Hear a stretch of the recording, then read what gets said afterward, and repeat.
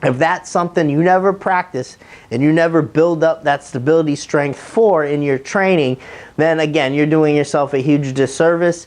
One of the biggest mistakes, I'd say probably the biggest mistake a raw bencher will make.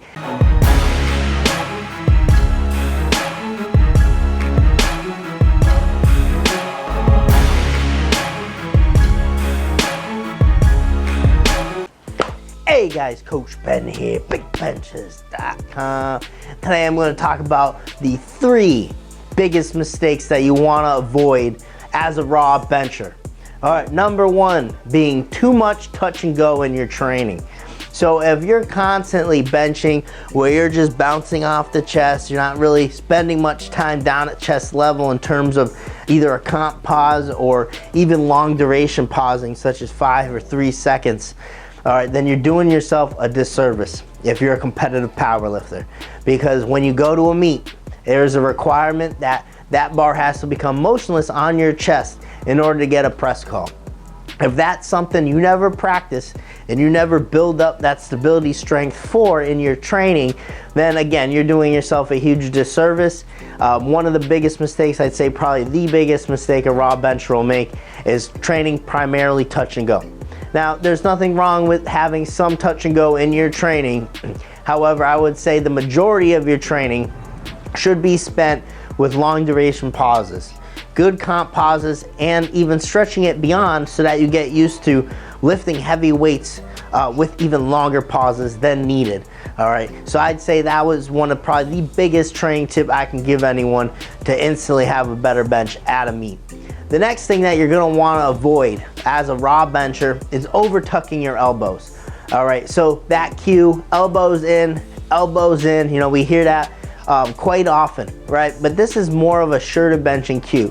So talking primarily to raw benchers here, this is something that you're gonna wanna avoid, because I've seen many raw benchers get kind of hung up on that elbows in cue, and then in turn it starts throwing all their mechanics off with their press.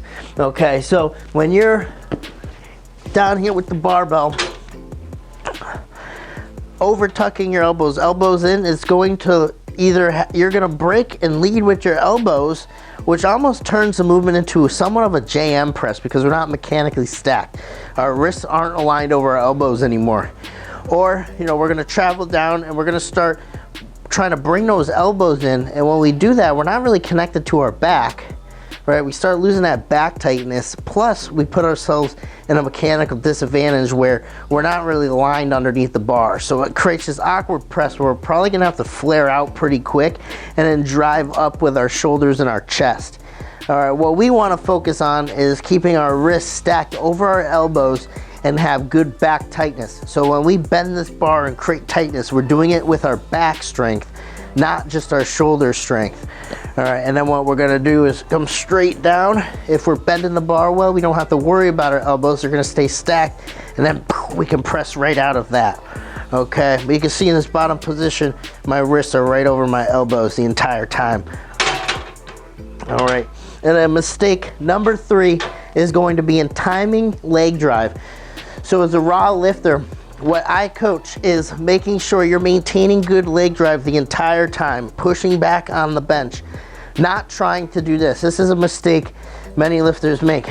They come down with the weight, and then they try to get this big jolt from the lower body.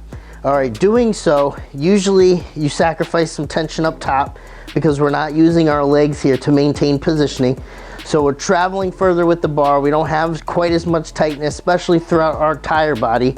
And then we're trying to rely on momentum to get that bar up. So you might get a good pop right here, but you're probably gonna end up with your hips either coming off the pad and or you're gonna get stuck about mid-range, all right, and it's gonna cause you some issues there. What you wanna do is allow your legs to help you in the descent of the bench. All right, allow the legs to help you with your arch, your positioning.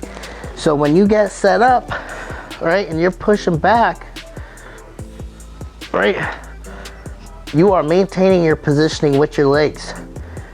So you're not allowing yourself to collapse. If I don't use my legs much right here, look at how much I collapse. All right, so it's very important that even during the takeout, I use my legs to help meet the bar. All right, so there you have it.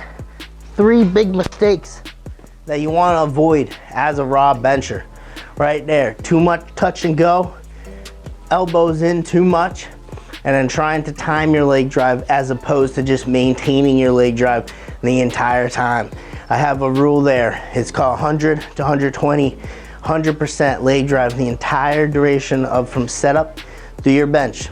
And then if you have anything left to give on that press, give it. All right, guys, Coach Ben here, and you know where to find me. You can always meet me on a bench. Thanks for watching. Make sure you subscribe to the channel over here. Check out the links in the description box below. You can see a video related on this topic right here, and then our latest video right there. Thanks for watching.